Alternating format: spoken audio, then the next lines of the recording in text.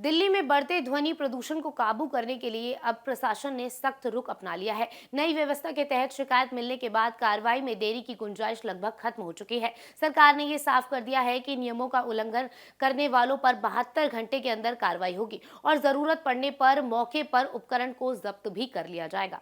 प्रशासन ने कई बड़े कदम उठाने का फैसला लिया है। अब अगर लाउड स्पीकर, डीजे और अन्य ध्वनि उपकरणों के इस्तेमाल पर सख्त निगरानी रखी जाएगी।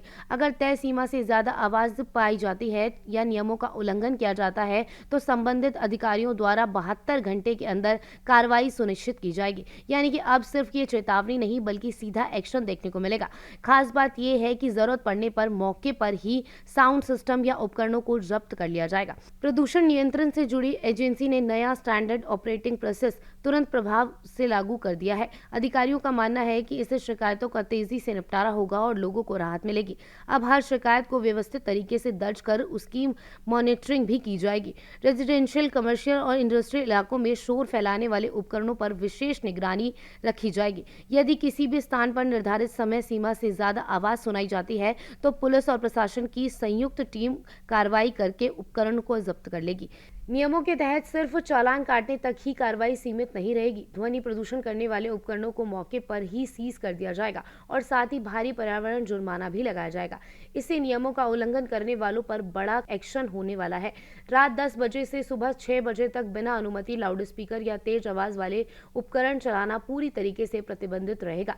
इस समय सीमा का उल्लंघन करने पर सख्त कार्रवाई की जाएगी। जांच प्रक्रिया को पारदर्शी बनाने के लिए ये सुनिश्चित किया गया है कि रिपोर्ट शिकायतकर्ता की मौजूदगी में तैयार हो।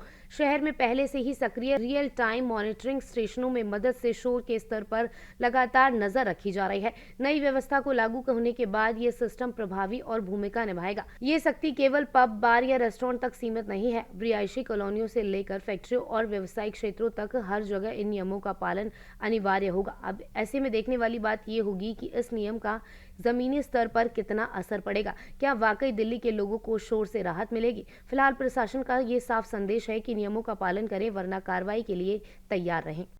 Subscribe now and press the bell icon. Never miss an update.